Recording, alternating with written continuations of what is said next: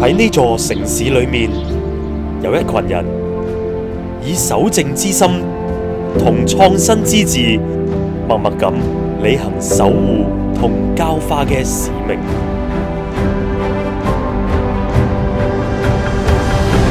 守正喺佢哋心中係信念，係使命，更係對正道始終如一嘅堅持。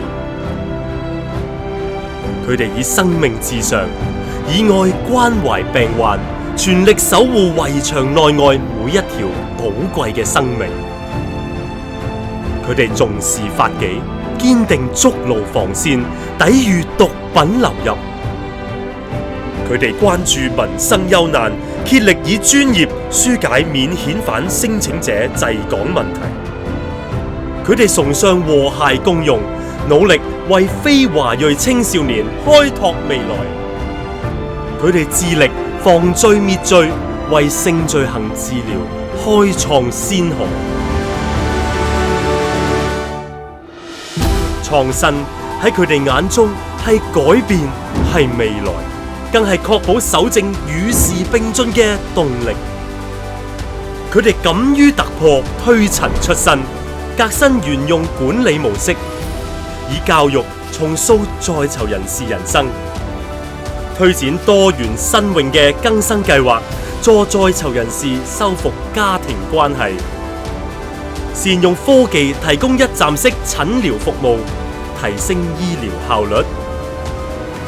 佢哋勇於超越，放眼未來，開拓慈善網售平台，締造多贏效益，首辦大灣區戰術競技，深化區域專業交流。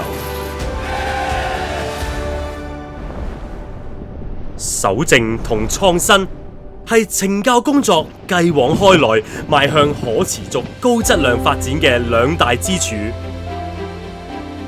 守正為根，創新為葉，根深葉茂，葉茂根生。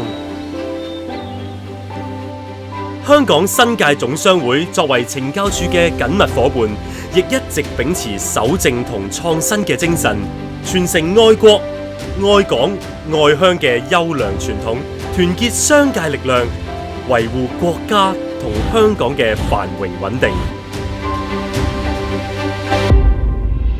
喺迎接國慶76週年之際，香港新界總商會同懲教署攜手同心，舉辦第3屆情深群英無名英雄嘉獎禮。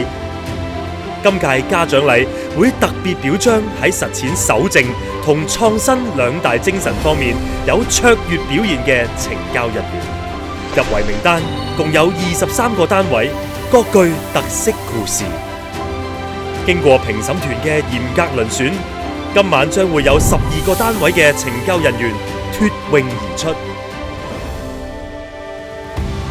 讓我哋以至誠嘅心，感謝評審團無私嘅付出同專業嘅評審，並感謝香港新界總商會一直以嚟鼎力嘅支持。